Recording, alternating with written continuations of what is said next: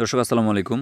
দর্শক আপনারা যারা অনেক দিন হয়ে গেছে রকেট অ্যাকাউন্ট খুলেছিলেন কিন্তু এখন আর সেই রকেটের পিন নাম্বারটি মনে নেই, আপনারা পিন নাম্বারটি ভুলে গেছেন।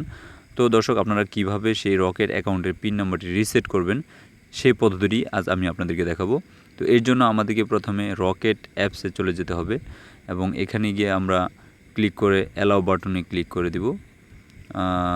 অ্যালাউ বাটন ক্লিক করার পর এখানে আমাদের যে অপশন রয়েছে সেগুলো আমি চালু করে দিব, আবার অ্যালাউ বাটন ওকে করব।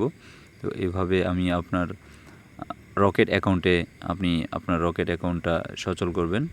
এখানে এরর বাটনে চাপ দিয়ে এভাবে প্রত্যেকটা ধাপ আপনি একে একে পার হবেন।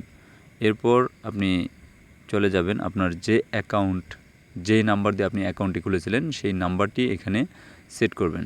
সেট করার পর আমি আপনাদেরকে দেখাচ্ছি নাম্বারটি, আমার যে নাম্বারে অ্যাকাউন্ট খোলা ছিল আমি সেই নাম্বারটি আপনাদেরকে দেখাবো।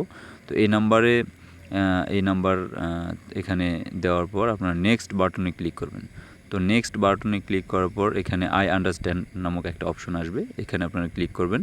তো এখানে ক্লিক করার পর আপনার যেই নাম্বারটা আপনি এখানে দিয়েছেন এবং যেই নাম্বারে আপনার রকেট অ্যাকাউন্টটি খোলা হয়েছে সেই নাম্বারে একটা অফিস থেকে অটোমেটিকলি কল যাবে এবং আপনাকে বলা হবে যে আপনি যদি আপনার অ্যাকাউন্টটি সচল রাখতে চান তাহলে আপনি 4 ডিজিটের একটি কোড নাম্বার দিবেন এবং পিন নাম্বার।